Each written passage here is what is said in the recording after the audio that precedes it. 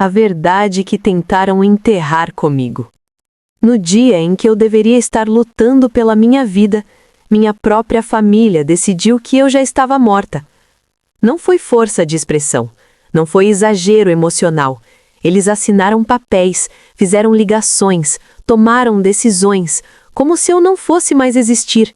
Eu estava deitada em uma cama de hospital, conectada a máquinas, ouvindo fragmentos de vozes atrás de uma porta semi-aberta. Vozes que eu conhecia desde a infância. Vozes que diziam meu nome com um tom frio, prático, quase aliviado. Naquele dia, enquanto eu ainda respirava, fui oficialmente apagada. Eles acharam que tinham sido cuidadosos, acharam que tinham pensado em tudo. Só esqueceram de uma coisa: um registro antigo, um detalhe que ninguém imaginava que ainda existia. Um documento guardado por décadas, esperando exatamente aquele momento. E quando a verdade começou a emergir, não houve gritos, não houve confrontos, apenas silêncio. E uma queda lenta, inevitável, impossível de impedir. Essa não é uma história de gritaria ou vingança explosiva. É a história de quem foi enterrada viva e voltou apenas para assistir tudo ruir. O quarto do hospital tinha um cheiro constante de desinfetante e plástico, um som intermitente de aparelhos monitorando algo que, segundo os médicos, ainda era instável. Eu não conseguia me mexer direito. Meu corpo parecia pesado demais para obedecer, como se estivesse afundado em areia molhada. Mas minha mente estava desperta. Eu lembrava de tudo, da dor repentina no peito dias antes, da ambulância, das luzes passando rápido demais, da sensação de estar caindo dentro de mim mesma. E agora, ali, eu ouvia. Se ela não acordar até amanhã, a gente precisa resolver isso logo. A voz vinha abafada, mas era inconfundível. Minha tia Helena, sempre prática, sempre a primeira a resolver problemas que nunca eram dela. Já falei com o médico. Ele disse que o quadro é delicado. Outra voz, meu primo Eduardo, o mesmo que nunca me ligava, mas sempre aparecia quando havia algo a ganhar. Houve um breve silêncio. Depois, algo que me fez gelar por dentro. Então vamos adiantar a papelada. Não faz sentido esperar. Papelada. Essa palavra ecoou na minha cabeça com uma clareza assustadora. Eu tentei abrir os olhos, consegui apenas uma fresta mínima, o suficiente para ver sombras se movendo do outro lado da porta de vidro fosco. Pessoas andando, parando, cochichando. Pessoas que deveriam estar preocupadas comigo. Ela não tem filhos, não tem marido, e sempre foi distante da família. Ninguém vai questionar. Eu queria gritar, queria dizer que eu estava ali, que eu estava ouvindo tudo, mas meu corpo não reagia. Foi então que ouvi a frase que mudou tudo. No registro, ela já consta como incapaz. É só seguir com o que foi decidido anos atrás. Registro? Anos atrás? Minha respiração acelerou. O monitor ao meu lado apitou levemente, mas ninguém percebeu. Eles continuaram falando como se eu fosse apenas um problema administrativo. É melhor para todos. Ela nunca contribuiu com nada mesmo? E, sinceramente, sempre foi um peso. Um peso. Aquela palavra doeu mais do que qualquer diagnóstico. Enquanto eles planejavam minha ausência, uma lembrança antiga começou a se formar na minha mente. Uma conversa esquecida, um envelope amarelado, um nome que eu não ouvia há décadas. E pela primeira vez desde que acordei ali, eu entendi. Eles não estavam esperando que eu sobrevivesse. Mas sobrevivi. E sem saber, eles acabavam de cometer o maior erro de todos. Levei 3 dias para conseguir mover os dedos da mão direita. Foram 3 dias ouvindo passos, cochichos, decisões sendo tomadas sobre mim como se eu fosse um objeto esquecido em uma gaveta antiga. 3 dias em que médicos entravam e saíam, ajustavam aparelhos, anotavam números e minha família aparecia o suficiente para cumprir um ritual social vazio. Ninguém segurou minha mão. Ninguém falou comigo. Ninguém perguntou se eu estava com medo. Eles já tinham decidido quem eu era. Alguém que não voltaria. Na manhã do quarto dia, acordei com uma enfermeira ajeitando o lençol. Ela sorriu ao perceber meus olhos abertos de verdade, atentos. Você voltou, disse, com um alívio sincero que eu não via há semanas. Quis responder, não consegui, mas uma lágrima escorreu pelo canto do olho e isso foi suficiente para que ela entendesse. Foi também naquele dia que algo começou a sair do lugar. Mais tarde, ainda com a luz fraca do quarto, ouvi uma discussão do lado de fora, vozes mais baixas do que antes, nervosas. O nome dela apareceu de novo. Como assim apareceu? No sistema, no histórico antigo. Meu coração acelerou. Isso não era para existir mais, pois existe. Senti um frio percorrer meu corpo inteiro. Eles estavam falando de mim, mas não da forma que falavam antes. Agora havia algo diferente no tom. Não era desprezo, era preocupação. Naquela noite, quando todos foram embora, a mesma enfermeira voltou. Fechou a porta com cuidado e se aproximou da minha cama.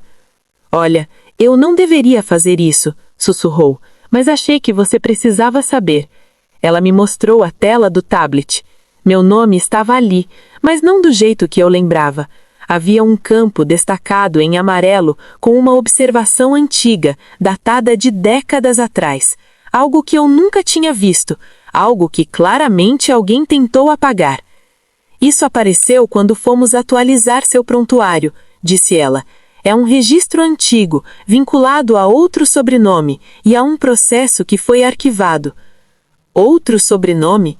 Minha mente começou a trabalhar rápido demais para um corpo ainda frágil. Eu conhecia aquele sobrenome. Não era o da minha mãe, não era o do meu pai. Era um nome que eu só tinha ouvido uma vez quando era criança. Lembrei-me nitidamente da sala escura, do cheiro de mofo, de um homem de terno guardando papéis em uma pasta de couro. Lembrei-me da voz da minha mãe dizendo: "Isso nunca pode ser usado, promete." Promete? A enfermeira tocou meu braço com cuidado. Sua família tentou atualizar sua condição para a incapacidade permanente, mas esse registro impede qualquer decisão sem uma revisão completa. Revisão completa. Aquilo explicava tudo. Por isso eles estavam nervosos, por isso os cochichos, por isso a pressa. Eles acreditavam que aquele passado tinha sido enterrado junto com quem o criou. Mas o sistema não esquece, e certos documentos não desaparecem, apenas esperam. No dia seguinte, um advogado apareceu no hospital. Não era da família, e quando ele entrou no quarto, olhou diretamente para mim e disse: "Você não está morta, e juridicamente nunca esteve tão viva." Naquele instante, eu soube. O jogo tinha virado. E eles ainda não faziam ideia do que estava prestes a ser revelado. Havia uma mentira que sustentou toda a família, até agora. O advogado se chamava Marcelo. Ele não usava terno caro nem falava alto. Tinha aquele tipo de postura que só quem já venceu muitas batalhas silenciosas carrega, firme, contida, paciente. Sentou-se ao meu lado com um cuidado quase excessivo, como se soubesse que qualquer palavra fora do lugar poderia me empurrar de volta para o abismo. "Eu representei alguém muito importante para você, há muitos anos", disse sem rodeios. Fechei os olhos por um segundo. As memórias vinham em flashes desordenados, da dor repentina no peito dias antes, da ambulância, das luzes passando rápido demais, da sensação de estar caindo dentro de mim mesma. E agora, ali, eu ouvia: "Você não nasceu na família que acredita ter nascido", disse ele com uma honestidade cruel. As máquinas ao meu lado apitaram mais rápido. "O que você quer dizer?" sussurrei, forçando as palavras para fora pela primeira vez. Marcelo respirou fundo. "Quero dizer que sua certidão original foi substituída, que houve um acordo extrajudicial, que alguém foi muito bem pago para garantir silêncio absoluto." Silêncio. Essa palavra parecia costurar toda a minha vida. Ele apontou para uma assinatura no canto inferior da página. Esta assinatura pertence ao homem que você chamou de pai. Meu coração quase parou. Ele não era seu pai biológico, completou, mas assumiu você legalmente após um acordo que envolvia a proteção patrimonial. Tudo começou a fazer sentido. A distância emocional, os olhares atravessados, a sensação constante de não pertencimento.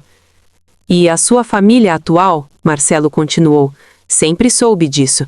Sempre soube que sua posição era frágil. Frágil.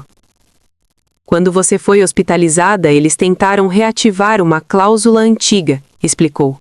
Uma que permitiria declarar incapacidade e retirar você de qualquer decisão futura. Inclusive, eu completei, sentindo o gosto metálico da verdade na boca, inclusive sobre bens. Ele assentiu. Inclusive sobre bens. Foi ali que eu entendi o real motivo de tudo. Não era desprezo, não era indiferença, era medo. Medo de que eu sobrevivesse, medo de que eu lembrasse, medo de que aquele registro antigo, esquecido por décadas, viesse à tona. Mas eles cometeram um erro, disse Marcelo, fechando a pasta. Subestimaram o sistema e subestimaram o tempo. O tempo guarda o que as pessoas tentam apagar. E agora, tudo estava prestes a emergir. O que acontece agora? Perguntei, com a voz mais firme do que eu esperava. Ele me encarou com um meio sorriso. Agora, nós esperamos e observamos quem vai se desesperar primeiro. Minha recuperação passou a ser rápida demais para o gosto da minha família. Em poucos dias eu já conseguia sentar sozinha, responder perguntas, reconhecer horários. Os médicos começaram a falar em alta progressiva, e cada vez que essa palavra era mencionada, eu via algo mudar nos rostos que apareciam no meu quarto. Eles não estavam felizes, estavam calculando. Minha tia Helena foi a primeira a aparecer depois da visita do advogado. Entrou com um sorriso ensaiado, desses que não alcançam os olhos. Que bom te ver acordada, disse, ajustando a bolsa no ombro. Estávamos tão preocupados. Eu apenas assenti. Ela se sentou, cruzou as pernas, olhou em volta como se estivesse avaliando o ambiente. Você sabe, quando alguém fica inconsciente por muito tempo, às vezes confunde as coisas. A memória falha. É normal. Ali estava, a tentativa de controle. Os médicos disseram que estou lúcida, muito lúcida. Ela engoliu seco. Claro, claro, murmurou. Mas é sempre bom evitar decisões precipitadas. Decisões. Aquela palavra voltou a ecoar. No corredor eu ouvia conversas cessarem quando eu passava em cadeira de rodas, celulares sendo guardados às pressas, portas se fechando com cuidado demais. Eles sabiam que algo estava errado, só não sabiam o quanto. Naquela noite, uma discussão vazou para dentro do meu quarto. Ela está melhorando rápido demais. Isso não estava nos planos. E se ela lembrar? Ela não pode lembrar. Meu estômago revirou. O registro apareceu. Silêncio. Como assim apareceu? No hospital, no sistema antigo. Isso era para estar morto. Morto. Era assim que eles falavam do passado, como se documentos morressem, como se verdades pudessem ser enterradas sem deixar ossos. Precisamos agir antes que ela saia daqui. Já tentamos. Então tentamos de novo. Senti um arrepio percorrer minha espinha. Mas ao contrário do que eles pensavam, eu não estava com medo. Eu estava observando. Marcelo me visitava discretamente, sempre à noite, sempre sem anunciar. Ele me ensinou a ficar em silêncio, a responder apenas o necessário, a deixar que eles acreditassem que ainda tinham controle. Quanto mais eles falarem, mais eles revelam. E revelaram. Descobri que existia um fundo antigo, um patrimônio que sempre foi apresentado como o da família, mas que juridicamente nunca esteve totalmente fechado. Descobri que meu nome aparecia em anexos, cláusulas, observações marginais. Eu não era um erro, eu era um risco. Na manhã em que recebi alta, minha família inteira apareceu. Todos sorrindo, todos tensos, todos tentando parecer normais. Vamos cuidar de tudo agora, disse Helena. Você não precisa se preocupar com nada. Eu sorri de volta. Eu sei, por isso mesmo, vou cuidar pessoalmente. Foi ali que vi pela primeira vez o medo verdadeiro nos olhos dela. Voltar para a casa da família foi como atravessar um portal no tempo. As paredes eram as mesmas, os móveis no mesmo lugar, os quadros cuidadosamente alinhados como se nada ali tivesse envelhecido. Mas eu senti na pele, aquela casa sempre foi menos um lar e mais um cofre. Cada passo que eu dava parecia observado. Você devia descansar, disse minha tia, tentando soar maternal. Depois de tudo que passou, vou descansar, mas antes quero ver algumas coisas. Ela congelou por um segundo. Foi quase imperceptível, mas eu vi. O que, por exemplo? Perguntou rápido demais. Meus documentos antigos. O silêncio que se seguiu foi pesado. Não sei onde estão. Seu pai sempre cuidou disso. Mentira. Eu subi as escadas com a sensação clara de estar invadindo um território proibido. O quarto que um dia foi meu estava intacto, quase intocado demais. Gavetas vazias, armário organizado em excesso, nada pessoal. Alguém tinha limpado minha existência dali. Foi no escritório que senti o ar mudar.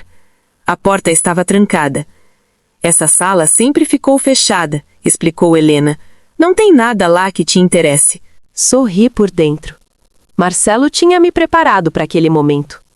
Tenho a chave, disse, mostrando o pequeno metal antigo que ele havia colocado na minha mão antes da alta. A chave encaixou perfeitamente.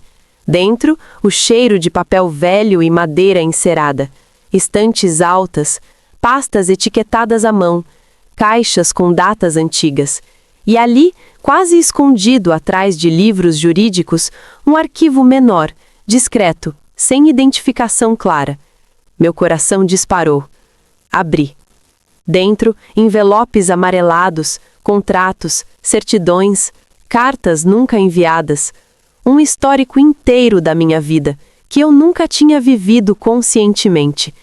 E então vi o registro original, meu nome completo, outro sobrenome, uma observação escrita à caneta, firme.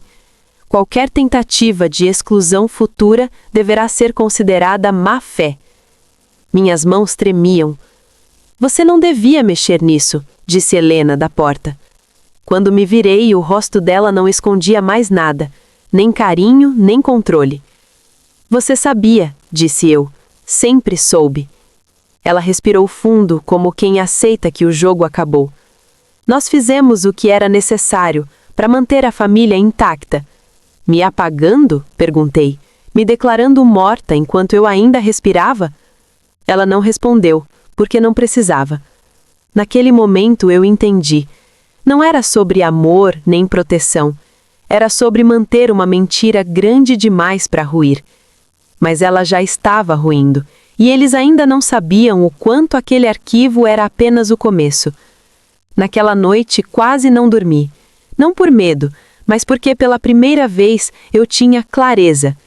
Enquanto a casa silenciava e os passos cessavam nos corredores, fiquei sentada na cama, com o arquivo apoiado sobre as pernas, folheando página por página, como quem lê a própria autópsia, só que ainda viva. Cada documento confirmava algo que eu sempre senti, mas nunca soube provar. Eu nunca fiz parte daquela família por escolha. Fiz parte por conveniência. Havia datas que não batiam, assinaturas repetidas, cláusulas escritas à mão, depois riscadas, e, principalmente, nomes que não deveriam estar ali. Um deles aparecia mais de uma vez, sempre como testemunha, o mesmo nome que Marcelo mencionara de passagem no hospital. Fechei o arquivo devagar. Na manhã seguinte, desci para o café como se nada tivesse acontecido. Helena já estava na mesa, lendo o jornal, com a postura rígida de quem não dormiu bem. Quando me viu, forçou um sorriso curto. "Dormiu bem?" perguntou. Melhor do que esperava. Era verdade. Sentei-me, servi café, comi devagar. Observei tudo: o barulho da colher, o relógio antigo na parede, a maneira como ela evitava olhar diretamente para mim. Eles estavam esperando uma reação, um confronto, um colapso emocional. Não tiveram nada disso. "Vou sair um pouco", anunciei. "Preciso resolver coisas minhas." "Posso ir com você", disse Helena rápido demais. Levantei o olhar, calma. "Não precisa, é algo antigo, pessoal." Ela não insistiu, mas vi seus dedos apertarem a xícara com força. O primeiro lugar que fui não foi um cartório, nem um banco, nem um escritório de advocacia. Fui a um prédio antigo, no centro da cidade, quase esquecido entre lojas modernas. Um lugar onde documentos que não servem mais costumam ser arquivados e abandonados. O arquivo público. Marcelo me esperava lá. "Você encontrou, não foi?" perguntou, antes mesmo de eu falar qualquer coisa. Assenti. "E encontrou mais do que eles queriam que você encontrasse." Entreguei a ele o envelope menor, o que continha o registro com a anotação de má-fé. Ele leu em silêncio, depois sorriu de um jeito diferente. "Eles estão em apuros e ainda não sabem a profundidade." "E o que fazemos agora?" perguntei. Ele fechou a pasta. "Agora você não faz nada visível." Fez uma pausa. "A pior coisa para quem vive de controle é não saber onde está o perigo." Saí dali com um plano, não um plano de ataque, mas de exposição. Naquela mesma semana, pedi acesso a arquivos antigos sob meu nome original. Fiz isso de forma protocolar, limpa, sem urgência. Cada pedido gerava um registro, cada registro criava um traço. E traços assustam quem vive de apagar. À noite ouvi a primeira discussão mais séria na casa. "Ela foi ao centro hoje." "Como você sabe?" "Alguém viu." Ela não devia mexer nisso. Sorri no escuro do meu quarto. Eles estavam começando a entender. Eu não precisava gritar, só precisava existir oficialmente, e esse era apenas o primeiro passo. No terceiro dia depois da minha ida ao arquivo público, algo mudou definitivamente no ar da casa. Não foi uma briga, não foi um confronto direto, foi pior, foi o excesso de cuidado. Helena passou a me observar como quem vigia um objeto frágil demais para ser deixado sozinho. Perguntas constantes, convites forçados, tentativas de controlar meus horários. "Vai sair de novo?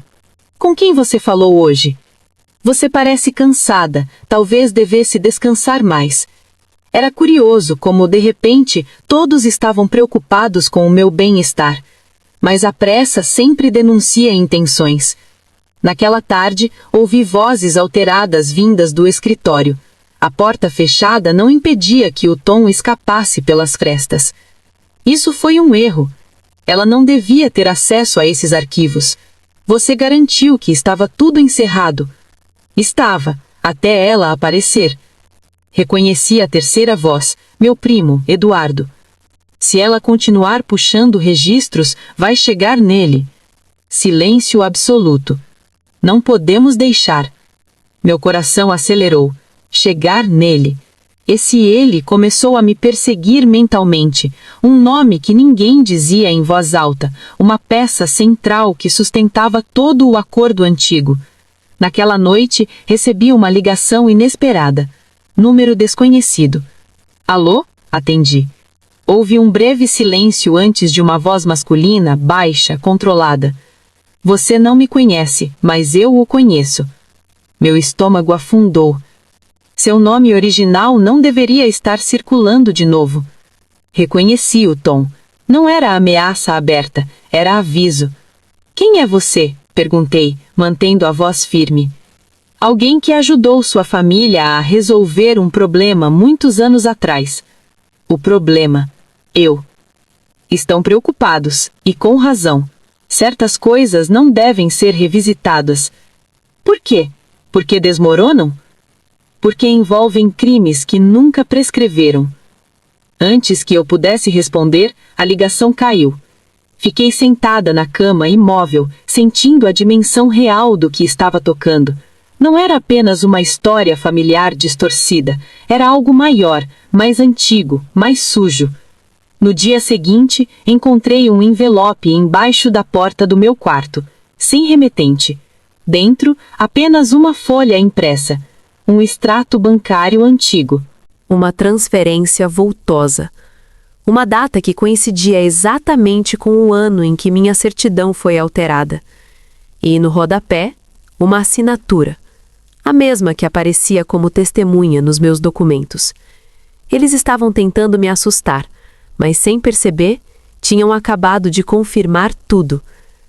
Quando Helena me viu segurando aquele papel, empalideceu. "Onde você conseguiu isso?" perguntou num sussurro. "Vocês estão com medo", respondi, "e medo faz as pessoas cometerem erros." Ela não respondeu, porque sabia. Naquele momento entendi. A família não estava mais unida. Eles estavam começando a se proteger, uns dos outros. E quando isso acontece, a queda deixa de ser questão de si. Virá apenas questão de quando. Passei a madrugada inteira acordada, encarando o envelope sobre a mesa como se ele pudesse se mover sozinho. Aquele extrato bancário não era apenas um comprovante de pagamento, era uma confissão involuntária, uma prova de que alguém, em algum momento, precisou comprar silêncio.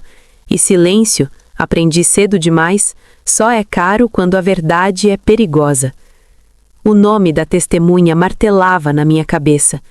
Eu o tinha visto criança, muito rápido, muito distante, mas agora, adulto, ele surgia em tudo: contratos, registros, transferências, observações marginais feitas à caneta. Na manhã seguinte, decidi agir. Não contei a ninguém, não avisei Marcelo, não pedi permissão. Peguei o carro e dirigi até um bairro antigo da cidade, daqueles que parecem parados no tempo. Ruas estreitas, casas baixas, muros altos demais para quem não quer ser visto. O endereço estava no rodapé de um documento quase ilegível. Quando toquei a campainha, meu corpo inteiro estava tenso. Demorou. Quando a porta finalmente se abriu, vi um homem mais velho do que eu esperava. Cabelos grisalhos, olhar cansado, postura de quem passou a vida tentando não chamar a atenção. Ele me encarou por alguns segundos e então disse: "Eu sabia que esse dia chegaria." Meu estômago revirou. "Você sabe quem eu sou", afirmei. Ele assentiu. "Sei desde o dia em que você nasceu." Aquelas palavras caíram como um peso físico sobre meu peito. Entramos. A casa era simples, organizada demais, nada fora do lugar, como se tudo ali tivesse sido pensado para não deixar rastros. "Meu nome aparece nos seus documentos", eu disse, sem rodeios, como testemunha. Ele respirou fundo. "Eu não fui testemunha." Fez uma pausa. "Eu fui o intermediário." "Intermediário? Entre quem?" perguntei. Ele caminhou até uma estante, puxou uma caixa antiga e colocou sobre a mesa. "Entre sua mãe e a família que te criou." Abri a caixa com as mãos trêmulas. Dentro, cartas, fotografias, um contrato simples, mas devastador. E ali estava escrito, de forma clara, sem juridiquês, sem rodeios: "A criança será registrada como filha legítima, desde que nenhum vínculo anterior seja reivindicado no futuro." Senti o ar faltar. "Meu pai biológico", comecei. "Era alguém que não podia aparecer", interrompeu ele. "Alguém cuja existência colocaria muita coisa em risco." "E minha família aceitou isso?" perguntei, a voz quase falhando. Ele me encarou com uma tristeza sincera. Eles não aceitaram. Eles negociaram. Tudo em mim se encaixou. A distância emocional, o tratamento frio, a facilidade com que tentaram me apagar no hospital. Eu nunca fui filha, fui um acordo. Quando você foi internada, ele continuou, eles entraram em pânico, porque o acordo tinha uma cláusula final. Ele apontou para a última página do contrato. Em caso de morte ou incapacidade, todos os registros poderão ser reavaliados.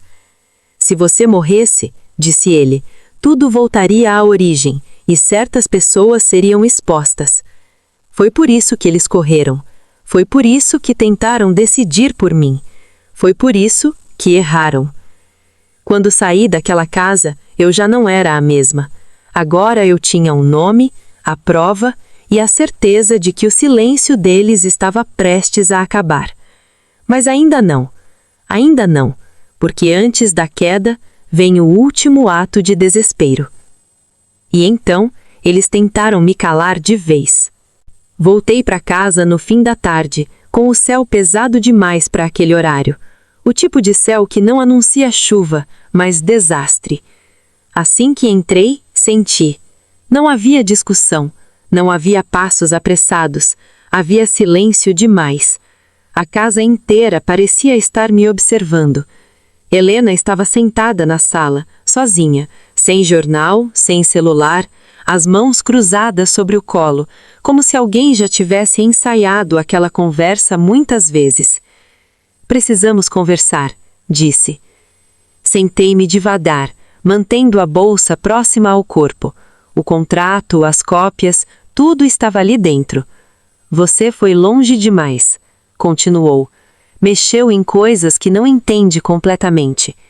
Eu entendo o suficiente, o bastante para saber que vocês tentaram me declarar morta. Ela fechou os olhos por um instante. Foi para te proteger. Sorri. Um sorriso curto, amargo. Vocês sempre usam essa palavra quando querem esconder o medo. O maxilar dela se contraiu. Você não faz ideia do que colocaria em risco se isso viesse à tona. Pessoas importantes, nomes grandes, coisas que não podem ser desenterradas. Então, por que fizeram um acordo escrito? Por que deixaram rastros? Ela levantou-se abruptamente. Por que nunca imaginaram que você sobreviveria? A frase caiu entre nós como um corpo no chão. Foi isso, então? Eu disse, sentindo o coração bater nos ouvidos. Vocês contavam com a minha morte. Ela não negou. Aproximou-se um pouco mais, a voz mais baixa. Ainda dá tempo de resolver isso. Fez um gesto vago. Você pode ir embora, sumir, receber algo em troca. Um acordo novo? Perguntei. Um acordo final. Olhei para ela com calma. Vocês já fizeram isso comigo uma vez, não vão fazer de novo. Foi quando ouvi passos no corredor. Eduardo apareceu. O rosto tenso, suado. Segurava algo na mão. Meu celular. Você deixou isso no quarto, disse ele, aberto. Meu sangue gelou. Vocês invadiram minhas coisas, eu disse. Você invadiu nossas vidas primeiro, respondeu. Helena respirou fundo. Nós só queremos garantir que nada saia daqui. Tarde demais, respondi. Já saiu. O desespero apareceu nos olhos dela pela primeira vez. Não seja ingênua, disse, a voz falhando. Você acha mesmo que alguém vai acreditar em você? Não preciso que acreditem, respondi. Preciso que investiguem. O silêncio se quebrou. Eduardo avançou um passo. Você não vai sair dessa casa hoje. Naquele instante, percebi o erro deles. Eles achavam que o perigo estava nos documentos, mas o verdadeiro perigo era o tempo. Porque enquanto eles tentavam me encurralar, alguém já tinha entregado tudo. O celular vibrou na mão de Eduardo. Uma mensagem. Depois outra. E outra. Ele leu. Empalideceu. O que foi? Perguntou Helena. Ele levantou o olhar devagar. Ela já entregou os arquivos. O rosto de Helena perdeu toda a cor. Eu me levantei. Vocês tentaram me apagar, disse, com a voz firme. Agora vão assistir enquanto tudo vem à tona. Passei por eles sem ser impedida. Porque naquele momento eles entenderam. Não havia mais nada que pudessem fazer. A queda já tinha começado. E quando a verdade escolhe o palco, não há quem segure. Não dormi naquela noite, mas diferente das outras, não foi por ansiedade. Foi por escuta. Cada barulho da rua parecia carregado de sentido. Um carro passando, um portão batendo, o elevador do prédio vizinho subindo tarde demais. Quando o dia amanheceu, eu já sabia. Não havia mais volta. Meu telefone começou a vibrar antes das 7 da manhã. Uma mensagem, depois outra e outra. Marcelo foi o primeiro a ligar. Eles se mexeram, rápido demais, do jeito errado. O que fizeram? Tentaram antecipar o controle de danos, contataram um advogado conhecido e cometeram um erro básico. Qual? Ele respirou fundo. Negaram a existência de documentos que já estão protocolados. Fechei os olhos. Esse era o tipo de erro que só acontece quando o medo substitui a estratégia. Onde isso apareceu? Perguntei. Em uma petição preventiva. Eles queriam bloquear qualquer investigação futura alegando delírio emocional, mas citaram datas, nomes e esqueceram que você tinha feito tudo oficialmente. Sorri. Eles falaram demais. Falaram, confirmou Marcelo. E agora, a curiosidade. Curiosidade é o combustível da verdade. Saí de casa sem olhar para trás. Não porque fosse corajosa, mas porque ficar parada já não era uma opção. O primeiro convite veio do onde eu menos esperava, uma jornalista independente, conhecida por reabrir casos abafados.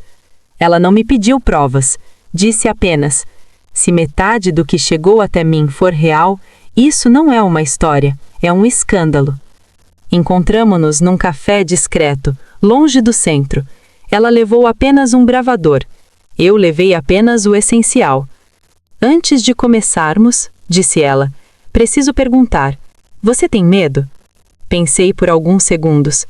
Tenho, respondi, mas não mais deles. Ela assentiu e ligou o gravador. Então conte, desde o início. E eu contei. Não dramatizei, não acusei em excesso, não pedi justiça. Apenas narrei os fatos. E fatos, quando bem alinhados, são implacáveis.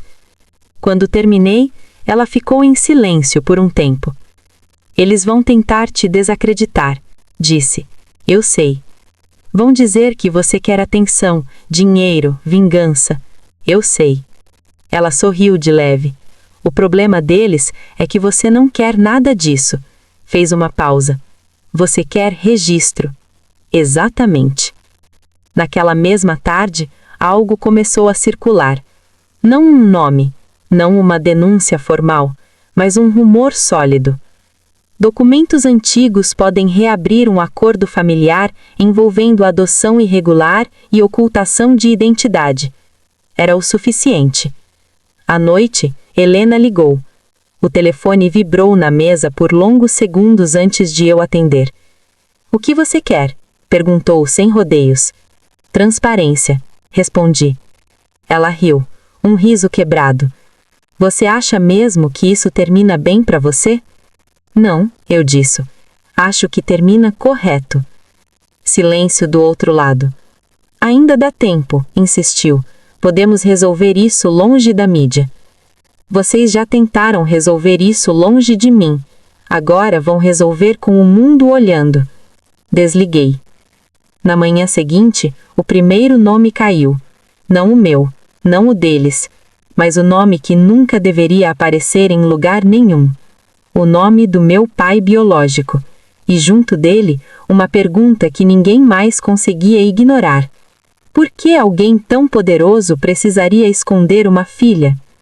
A resposta vinha a seguir, e quando viesse, não sobraria silêncio suficiente para encobrir. O nome não ficou no ar por muito tempo. Em menos de 24 horas, ele estava em todos os lugares certos. Não nos grandes portais, mas nos bastidores, grupos fechados, mensagens apagadas logo depois de lidas, telefonemas que começavam com "Isso não pode sair daqui". Quando um segredo chega a esse ponto, ele já morreu. Só falta o enterro. Marcelo foi direto ao ponto quando nos encontramos naquela tarde. Alguém da família te procurou? Ainda não, respondi. Vai procurar. Ele fez uma pausa curta. E não vai ser Helena. Como se o universo gostasse de ironia, meu telefone vibrou naquele exato momento. Número desconhecido. Atendi. Precisamos conversar, disse uma voz masculina, baixa, apressada. Pessoalmente. Reconheci na hora. Era Eduardo, o irmão mais novo do meu pai adotivo. O homem que sempre me tratou com uma gentileza desconfortável demais para ser espontânea. Sobre o quê? Perguntei. Sobre você e sobre o erro que cometemos. Respondeu. Erro. A palavra saiu como quem tenta diminuir um crime. Marcamos o encontro para o fim da tarde, em um estacionamento subterrâneo de um shopping quase vazio. Lugar neutro. Câmeras. Testemunhas indiretas. Ele chegou antes de mim. Estava mais velho do que eu lembrava, mais curvado. As mãos inquietas denunciavam alguém que já tinha feito cálculos demais. Obrigado por vir, disse quando me aproximei. Você não me chamou para agradecer, respondi. Ele assentiu. Eles vão te destruir se puderem, disse de imediato, e vão dizer que estão te protegendo. Já fazem isso há anos, falei. Ele respirou fundo, como quem se prepara para um mergulho sem saber a profundidade. Eu não concordei com tudo, disse, mas fiquei calado. E agora decidiu falar por quê? Ele me olhou, finalmente. Porque Helena está disposta a jogar a culpa inteira em você. Engoliu em seco. E depois, em mim. Era isso. A lealdade sempre acaba quando o risco vira pessoal. O que você sabe? Perguntei. Ele abriu a pasta que trazia consigo. Dentro, cópias, transferências, trocas de e-mail impressas. Uma gravação em áudio salva em um pendrive. Eu guardei isso por medo, confessou. E por covardia. Peguei o pendrive. O que tem aqui? Uma reunião, respondeu. Logo depois que você foi internada. Helena, os advogados e seu pai biológico. Meu coração desacelerou de repente. Não por calma, por foco. Ele aparece? Perguntei. Não só aparece, disse Eduardo. Ele dá ordens. Ali estava a peça que transformava tudo. Não era mais um acordo antigo. Não era uma adoção mal resolvida. Não era um erro de registro. Era continuidade de controle. Se isso vier a público, você cai junto. Eu sei, respondeu. Mas prefiro cair dizendo a verdade do que ser empurrado depois. Olhei para ele por longos segundos. Você não está fazendo isso por mim. Não, admitiu. Estou fazendo para sobreviver. Assenti. Então estamos alinhados. Quando saí daquele estacionamento, senti algo que não sentia havia muito tempo. Não alívio, não vitória, inevitabilidade. À noite, recebi uma mensagem curta de Helena. Você está indo longe demais. Respondi apenas. Vocês foram primeiro. No dia seguinte, a jornalista me ligou cedo. Tenho algo grande, disse sem rodeios. E agora tenho confirmação cruzada. Então publique, respondi. Quando isso sair, nada vai segurar. Olhei pela janela. Eu sei. Desliguei. Porque a partir daquele momento, o silêncio não era mais uma opção. Era um privilégio que eles tinham perdido. A matéria saiu exatamente às 7h13 da manhã. Eu sei o horário exato, porque foi quando meu telefone começou a vibrar sem parar, como se estivesse vivo demais para ser ignorado. Não atendi, não li mensagens, Não abri redes sociais. Preparei café. Foi meu último gesto de normalidade antes da queda. A jornalista havia feito exatamente o que prometeu. Não dramatizou, não acusou sem prova, não poupou nomes. O texto era limpo, cirúrgico e devastador. Documentos revelam acordo secreto envolvendo adoção, ocultação de identidade e tentativa de exclusão legal de herdeira. Nada de adjetivos exagerados, nada de emoção explícita. Só fatos. A gravação do pendrive não foi publicada inteira, apenas trechos, o suficiente para confirmar vozes, intenções e ordens. O suficiente para deixar claro que aquilo não era passado enterrado, era gestão ativa de uma mentira. Helena apareceu citada 3 vezes. Meu pai adotivo, 7. E o nome que eles nunca disseram apareceu uma única vez. O bastante. Às 8h02 da manhã, o advogado da família me ligou. Não atendi. Às 8h17, Helena me ligou.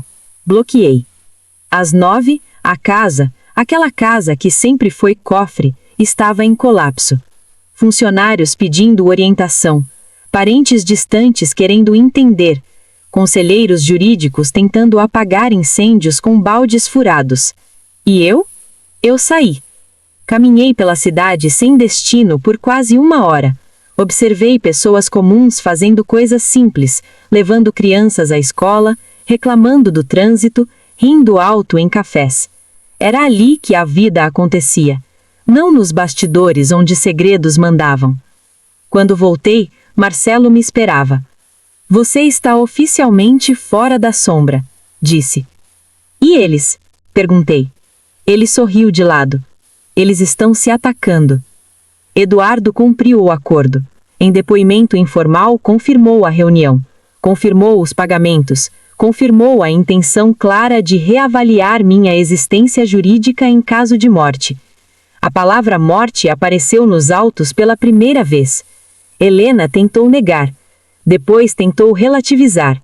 Depois tentou dizer que tudo foi feito para preservar a família. Foi aí que perdeu tudo. Porque a opinião pública perdoa erro, mas não perdoa a frieza disfarçada de amor. No início da tarde, a promotoria abriu investigação preliminar. No fim do dia, o nome do meu pai biológico começou a circular em círculos onde antes era protegido por silêncio e influência. À noite, Helena me mandou um áudio. Não ouvi. Não precisava. Eu já sabia o conteúdo. Medo, raiva, desespero. Helena sempre acreditou que controlar a narrativa era controlar a realidade. Mas realidade não obedece quem a falsifica por tempo demais. Antes de dormir, recebi uma última mensagem de Marcelo. Prepare-se. Amanhã eles tentam a última cartada. Desliguei o telefone. Apaguei a luz. E pela primeira vez desde que nasci dentro de um acordo, dormi sem a sensação de que alguém decidia por mim. Porque o silêncio, finalmente, não era mais deles. Eles se moveram cedo. Antes que o sol estivesse alto, antes que novas matérias surgissem, antes que o silêncio da madrugada virasse mais perguntas do que respostas. A estratégia era antiga, testada, e por muito tempo eficiente. Se não dá para apagar a verdade, desacredite quem a conta. Marcelo me ligou às 6h42. Eles entraram com uma ação emergencial, disse sem rodeios. Pedido de interdição temporária. Senti o ar gelar nos pulmões. Alegação? Perguntei. Instabilidade emocional. Trauma. Uso indevido de informações sensíveis. Estão tentando pintar você como alguém manipulada por terceiros. Sorri. Não de humor. De reconhecimento. Era exatamente o movimento que eu esperava. Eles anexaram laudos antigos, continuou Marcelo. Do período da sua internação. Trechos fora de contexto, frases recortadas, um clássico. E o juiz? Perguntei. Ainda não decidiu, mas pediu audiência de urgência, hoje à tarde. Desliguei. Sentei com a beira da cama e respirei fundo. Não havia pânico, não havia pressa. Só uma certeza muito clara. Eles não sabiam tudo o que eu tinha. Às 10 horas, recebi a visita mais inesperada. Eduardo, o intermediário. Ele parecia diferente, mais tenso, menos cuidadoso com as palavras. Eu não posso mais ficar no meio disso, disse quase como um pedido de desculpa. Eles me procuraram ontem à noite. O que queriam? Perguntei. Que eu confirmasse que você sempre foi instável. Engoliu seco. Que dissesse que você interpretou os documentos errado. E você disse? Perguntei, encarando-o. Ele balançou a cabeça. Não. Fez uma pausa. Mas isso me coloca em risco. Levantei-me. Eduardo, você ficou em silêncio por décadas. Isso foi escolha sua. Olhei firme. Agora, a única forma de se proteger é parar de tentar se proteger. Ele respirou fundo. Então você vai usar aquilo? Assenti. Hoje. Na audiência, a sala estava cheia demais para um processo emergencial. Helena chegou impecável. Roupa clara, postura frágil calculada. O tipo de imagem que sempre funcionou para ela. Quando nossos olhares se cruzaram, vi algo novo ali. Não controle, não superioridade. Cálculo apressado. O advogado dela começou. Falou de preocupação, de cuidado, de medo de que eu estivesse sendo manipulada. Quando terminou, o juiz me olhou. A senhora gostaria de se manifestar? Levantei. Sim, mas não com palavras. Marcelo entregou o pendrive. Este material contém gravações feitas legalmente, documentos originais e um laudo independente solicitado por mim, não pela família, disse ele. O juiz autorizou. A sala escureceu levemente quando o áudio começou. A voz de Helena ecoou. Clara, fria, sem afeto. Se ela não sair disso viva, o problema se resolve sozinho. Um murmúrio percorreu a sala. Helena empalideceu. Isso foi tirado de contexto, disse, levantando-se. O juiz pediu silêncio. Outro trecho. Interdição resolve. Morta, melhor. Não havia contexto que salvasse aquilo. Quando as luzes se acenderam, o jogo tinha acabado. O juiz não decidiu na hora. Não precisava. Porque ali, diante de todos, a tentativa de me apagar se transformou em prova pública de intenção. Helena saiu escoltada pelo advogado. Não olhou para trás. Eduardo abaixou a cabeça. E eu permaneci em pé, sentindo algo que nunca tinha sentido antes. Autoridade sobre minha própria história. Mas isso não era o fim. Porque a queda final não acontece no tribunal. Ela acontece quando o segredo perde a última pessoa disposta a protegê-lo. O nome ficou ecoando na minha cabeça por dias. Não porque eu tivesse medo dele, mas porque eu entendi tarde demais o poder que ele carregava. Alguns nomes não são apenas identidades, são detonadores. Depois da audiência, a casa entrou num estado estranho de suspensão. As ligações cessaram. As mensagens pararam. Nenhuma tentativa de contato direto, nenhuma ameaça. Silêncio absoluto. O Marcelo foi o primeiro a perceber. Eles estão esperando algo, disse. Quando ficam quietos assim, é porque estão tentando decidir como perder menos. Ou quem sacrificar. Ele assentiu.